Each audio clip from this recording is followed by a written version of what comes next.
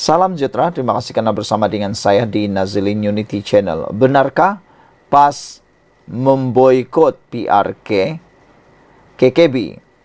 Ini jawabannya. PAS menafikan kononnya memboikot PRK, jentera solid di KKB. Pemuda PAS Selangor menafikan dakwaan sesetengah pihak di bahwa parti itu tidak terlibat dalam pilihan raya kecil PRK Kuala Kubu Bahru. Ketua Pemuda PAS Selangor Muhammad Syukri Omar sebaliknya berkata, jentera parti sudah berada di lapangan sejak 25 April lalu. Pakatan Harapan PH mainkan isu seolah-olah PAS boikot untuk menunjukkan ketidakseimbangan dalam PN, katanya. Sebenarnya konflik itu berlaku dalam parti komponen kerajaan perpaduan kerana ada yang tidak turun berkempen dalam PRK kali ini, kata beliau lagi.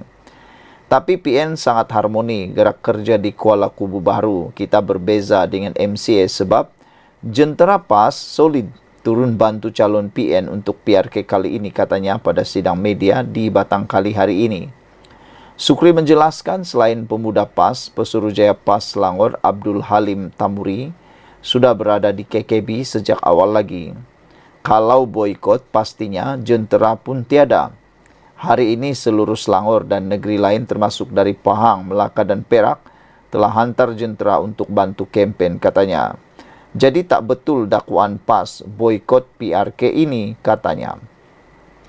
Sebelum ini, beberapa pemimpin termasuk Menteri Komunikasi Fahmi Fadzil menyoal kenapa kelibat pemimpin PAS tidak kelihatan di KKB termasuk pada hari penamaan calon. Fahmi membangkitkan keberadaan ramai pemimpin utama PAS di Perlis berbanding Kuala Kubu Bahru sebelum ini. Menyifatkan perkara itu sebagai agak menarik, Fahmi berkata, dia sendiri tidak pasti apa yang cuba disampaikan oleh pemimpin PAS dengan tindakan itu. Bagaimanapun, ahli Parlimen Putrajaya Radzi Jidin menyangkal dakwaan tersebut. Saya minta media jangan mendengar Menteri Komunikasi Fahmi, katanya. PAS memang merancang rumah terbuka Aidilfitri di Perlis lebih awal. Jadi sebab itu pada hari penamaan calon, mereka memang dirancangkan pelbagai mesyuarat di Perlis, katanya lagi merujuk Majlis Rumah Terbuka PAS Pusat yang diadakan di Kangar pada hari yang sama dengan penamaan calon. InsyaAllah, mereka akan bekerja keras untuk pastikan kemenangan Perikatan Nasional di KKB, katanya kepada pemberita. Ahli Parlimen PAS bagi Hulu Selangor Muhammad Hasni Zan Harun turun berkempen semalam, mengiringi calon Perikatan Nasional Khairul Azhari Saud ke Pasar Tani di Batangkali. DUN atau Dewan Undangan Negeri Kuala Kubu Bahru dikenali sebagai kerusi campuran. Sekian dulu untuk kali ini. Jangan lupa tinggalkan komen anda. Sila tekan butang subscribe. Kita jumpa lagi. Bye-bye. Salam sejahtera. Terima kasih kerana bersama dengan saya di Nazilin Unity Channel. Akhirnya, berita yang kita tunggu-tunggu, yaitu Bikop buat laporan polis mahu sumber berita Bloomberg dijejaki. Yang ini betul-betul kita tunggu. Beberapa hari yang lepas, Bloomberg telah menerbitkan satu laporan kononnya akan dibina kasino. Kononnya ada perbincangan mau membina kasino di Forest City di Johor. Tetapi Anwar Ibrahim, Perdana Menteri, telah menafikannya. Menteri Besar Johor pun telah menafikannya. Bikop pun telah menafikannya. Dan netizen mengambil alih. Mereka kata, dari mana Bloomberg mendapat sumber itu? Dari mana maklumat diperoleh? Kata mereka, tidak mungkin Bloomberg dapat sesuatu kalau tiada orang yang konon menjadi sumber. Jadi sebab itulah, ramai netizen mahu supaya terutamanya Bikop menyaman Bloomberg atau menjejaki sumber supaya boleh disaman. Akhirnya, benar-benar terjadi dan kita bersyukur kerana Bikop sudah buat laporan polis dan mahu supaya sumber berita Bloomberg dijejaki. Jadi habislah sumber yang memfitnah itu. Berjaya Corporation Berhad Bikop telah membuat laporan polis pada 26 April lalu dalam usaha untuk menjejaki sumber tidak dinamakan yang dipetik dalam laporan Bloomberg mengenai rancangan. Kononnya, pengasas syarikat itu, Vincent Tan, sedang mengadakan perbincangan untuk menubuhkan sebuah resort kasino di Forest City bernilai 100 bilion ringgit, 100 bilion Amerika Syarikat dolar bersamaan dengan 477.60 bilion ringgit. Big Corp sejak itu menafikan dakwaan bahawa rancangan sedemikian sedang dalam perbincangan. Dalam satu kenyataan semalam, ia berkata, sumber tersebut telah mencemarkan nama baik mereka dengan menyebarkan maklumat palsu dan ia percaya polis akan mengambil langkah perlu untuk menyiasat perkara itu. Kami dengan hormatnya menggalakkan mana-mana penerbitan supaya lebih berhemah sebelum membuat sebarang dakwaan tanpa pengesahan terlebih dahulu, kata kenyataan itu. Menurut syarikat itu, mereka percaya penerbitan berniat jahat itu mahu menyebabkan gangguan politik, menjejaskan kepercayaan orang ramai dan memesongkan persepsi orang ramai terhadap Yang di-Pertuan Agong Sultan Ibrahim dan Perdana Menteri Anwar Ibrahim. Penerbitan berniat jahat sebegitu diburukan lagi dengan fakta bahawa tidak ada agensi berita yang melakukan sebarang percubaan untuk mengesahkan atau menyemak kebenaran dan ketepatan kenyataan dalam artikel itu sebelum menerbitkannya. Ini terutamanya kenyataan itu dikaitkan dengan sumber yang tidak dinamakan, kata Big Corp. Syarikat itu juga menggesa Bloomberg dan The Edge Singapura yang memetik berita berkenan supaya membuang sebarang maklumat tidak tepat yang menyalahgambarkan pertemuan mereka dengan Anwar mengenai pemulihan projek mega berbilion ringgit di Johor tersebut. Perdana Menteri juga menafikan bahawa penubuhan kasino adalah sebahagian daripada pemulihan projek dan menggesa pihak berkuasa untuk mengambil tindakan yang perlu terhadap agensi berita itu. Kami ingin mengulangi dan menjelaskan bahawa pengasas kami, Vincent Tan, tidak terbabit dalam sebarang rundingan dengan mana-mana pihak yang dilaporkan. Ini termasuk Anwar dan Lim Kok Teh dari kumpulan Genting. Begitu juga dengan sebarang wakil yang di-Pertuan Agong Sultan Ibrahim atau Seri Paduka sendiri, kata Big Corp. Selain Big Corp, Genting Malaysia Berhad juga menafikan laporan media bahawa syarikat itu terlibat dalam perbincangan mengenai projek kasino di Forest City. Saudara-saudara sekalian, ada beberapa komen daripada netizen setuju dengan tindakan Big Corp supaya menyaman sajalah kalau dapat saman cepat-cepat media asing yang buat fitnah ini. Ada berani ke kalau tiada kita harap supaya kaki sumber yang tidak tepat itu dapat dijejaki. Sekian dulu untuk kali ini, ikuti terus selepas ini. Salam sejahtera, terima kasih kerana bersama dengan saya di Nazilin Unity Channel. Saudara-saudara sekalian, hari ini kita digemparkan dengan penangkapan terhadap Cikgu Bad. Rupa-rupanya ini sebab doktor pula Cikgu Bad ditangkap dan didakwa. Cikgu Bad didakwa memfitnah, merosakkan nama baik Agong. Ini sebabnya. Bukan saja kerana hantaran tentang isu kasino, tetapi dakwaan ini atas didakwa memfitnah, merosakkan nama baik Agong. Ahli Jawatan Kuasa Penerangan Bersatu Badrul Hisham Sarin atau lebih dikenali sebagai Cikgu Bad mengaku tidak bersalah atas dua tuduhan memfitnah dan menghasut untuk merosakkan nama baik Yang di-Pertuan Agong. Badrul Hisham, 45 tahun, membuat pernyataan itu sejurus pertuduhan dikemukakan terhadapnya di hadapan Hakim Mahkamah Session Siti Aminah Ghazali. Saya faham tidak mengaku salah, katanya. Mengikut pertuduhan pertama, beliau didakwa mengeluarkan kenyataan fitnah di mana beliau mempunyai sebab untuk percaya bahawa ia akan merosakkan nama baik Yang di-Pertuan Agong. Kesalahan didakwa dilakukan di Istana Negara jam 6 petang pada 22 Januari lalu mengikut Seksyen 500 Kanun Keseksaan KK yang membawa kepada hukuman penjara hingga 2 tahun atau denda atau kedua-duanya sekali jika disabit kesalahan. Cikgu Bad juga berdepan tuduhan membuat penerbitan menghasut di Taman Bukit Ceras di sini jam 12.15 tengah hari 6 April lalu. Pendakwaan mengikut Perenggan 4 dalam kurungan 1 kurungan C Akta Hasutan 1948 Akta 15 yang boleh dihukum di bawah subsection 4 dalam kurungan 1 Akta sama yang memperuntukkan denda tidak lebih RM5,000 atau penjara maksimum 3 tahun atau kedua-duanya.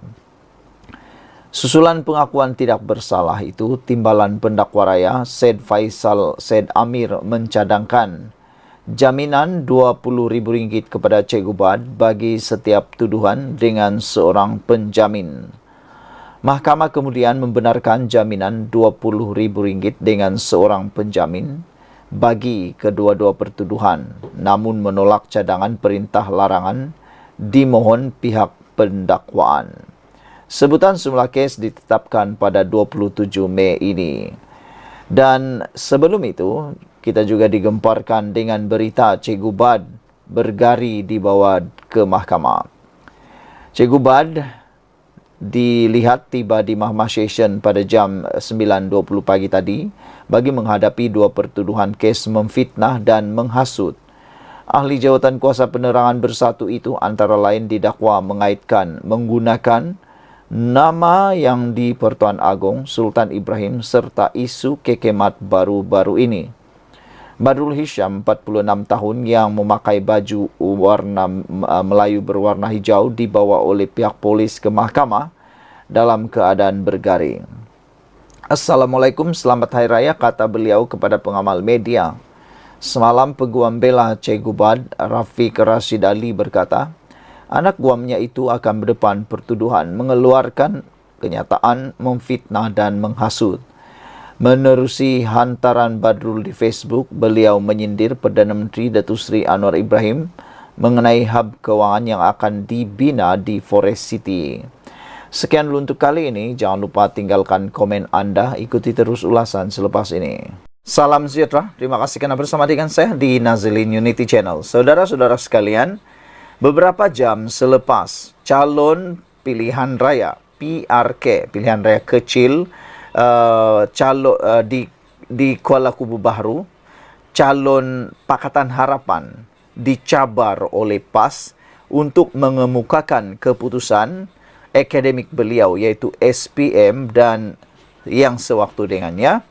Tanpa menunggu masa, calon PH ini tayang keputusan akademiknya yang membuat ramai orang terngangah, tak mampu berkata apa-apa, bahkan menimbulkan kemaluan sendiri. Cuba nak malukan orang, akhirnya dapat malu sendiri. Lihatlah, cuba nak malukan calon Pakatan Harapan, sendiri yang dapat malu. Sebelum itu, juga tular di media sosial sekarang ini ialah kalimat seorang penyokong Perikatan Nasional yang menarik perhatian di media sosial. Sekejap dia jadi penyokong PH, sekejap dia jadi penyokong PN, dan sekejap pula kata ini, kata itu. Akhirnya kedapatan dia adalah penyokong Perikatan Nasional.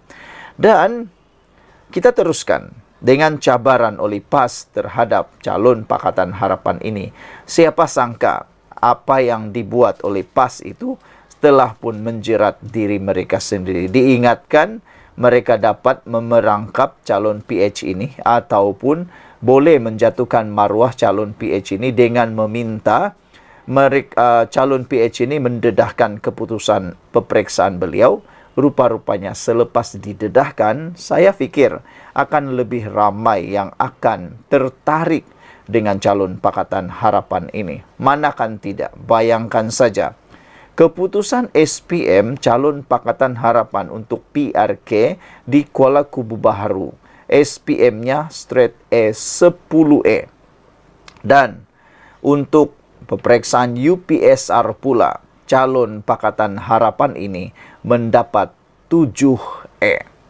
Ini keputusan yang amat luar biasa.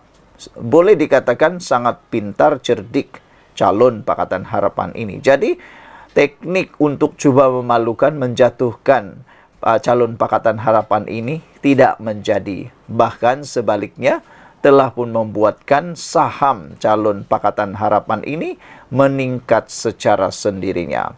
Kegairahan Ketua Penerangan PAS Ahmad Fadli Saari mempertahankan calon Perikatan Nasional PN dengan mencabar calon Pakatan Harapan PH menyatakan latar belakang pendidikannya ketika bersekolah telah memakan diri sendiri. Fadli membuat cabaran agar Pang Syok Tau mendedahkan pendidikan rendah dan menengahnya selepas calon Perikatan Nasional di Dewan Undangan Negeri Kuala Kubu Baharu, Khairul Azhari Saud berdepan kontroversi berkaitan status pengajian. Tidak langsung melatah, Syok Tau berkongsi keputusan SPM dan UPSR yang menunjukkan keputusannya cemerlang, semua E di mana dia memperoleh 10E dalam SPM dan 7E dalam UPSR. Wanita berusia 31 tahun dari Ampang itu mengambil SPM pada tahun 2010 dan mendapat keputusan semua E meliputi E+, E, dan E-. Lebih menarik lagi, pelajar sekolah menengah Chuang Hua di Port Dickson Negeri Sembilan itu mendapat keputusan lebih baik dalam mata pelajaran Bahasa Melayu iaitu E, Bahasa Inggris E+, dan Bahasa China E-. Yang berhormat Pasir Mas Tuan Ahmad Fadli Saari bertanya tentang UPSR dan SPM saya. Inilah jawabannya, katanya. Saya terhutang budi kepada guru-guru yang pernah mengajar saya. Ucapan terima kasih saja memang tidak cukup sebagai balasan atas jasa bakti yang telah dicurahkan dalam mendidik saya, katanya di Facebook. Terdahulu latar belakang pendidikan calon PN Kuala Kubu Baharu diragui kerana tertera beliau melanjutkan pelajaran ke peringkat diploma pada usia 49 tahun dan menggenggam master pada usia 51 tahun. Menerusi poster yang tular, Khairul Azhari dikatakan memperoleh diploma eksekutif pengurusan dari Universiti Malaya UM pada tahun 2019 dan sarjana eksekutif dari Universiti Malaysia Pahang Al Sultan Abdullah 2 tahun selepas itu. Orang ramai mempertikaikan bagaimana dia melompat terus ke peringkat sarjana tanpa mengambil ijazah sarjana muda dulu. Selain bagaimana dia menghabiskan pengajian pada tahun 2021 ketika Perintah Kawalan Pergerakan PKP, bagaimanapun pemegang diploma dilapor boleh melanjutkan pengajian terus ke peringkat sarjana eksekutif di UMPSA dengan kelayakan pengalaman kerja yang ditetapkan serta melepasi pengiktirafan pembelajaran berasaskan pengalaman terdahulu. Isu pendidikan calon Perikatan Nasional telah selesai. Pihak Universiti UMP telah keluarkan kenyataan berhubung kelulusan master eksekutif pengurusan perniagaan yang dimiliki beliau, bahkan transkrip sijil juga telah disebarkan. Sekarang saya mencabar calon PH pula untuk nyatakan pendidikan rendah dan menengahnya. Silakan. Di manakah peperiksaan UPSR dan SPM diambil tentu menarik untuk diketahui, kata Ahmad Fadil. Dewan Undangan Negeri Kuala Kubu Baharu menyaksikan pertembungan 4 penjuru antara Sok Tep, Khairul Hafiza Zainuddin dan Nyo Kizen bebas. Kuala Kubu Baharu dikenali sebagai kerusi campuran dengan pecahan pengundi Melayu 46%, Cina 30%, India 18% dan lain-lain 6%. Saudara-saudara sekalian, yang agak memalukan ialah tindakan kegairahan Ketua Penerangan PAS Ahmad Fadli Saari mempertahankan calon Perikatan Nasional dengan mencabar calon Pakatan Harapan, menyatakan latar belakang pendidikannya ketika bersekolah ternyata telah memakan diri sendiri.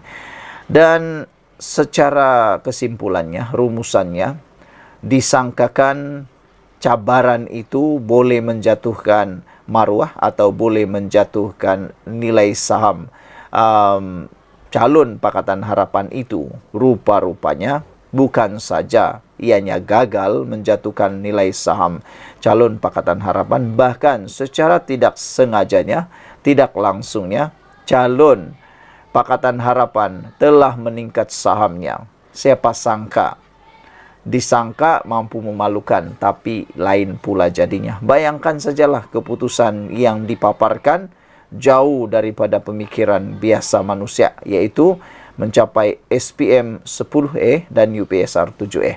Sekian dulu untuk kali ini. Jangan lupa ikuti terus ulasan daripada channel ini dan tekan butang subscribe. Tinggalkan komen Anda. Kita jumpa lagi. Bye-bye.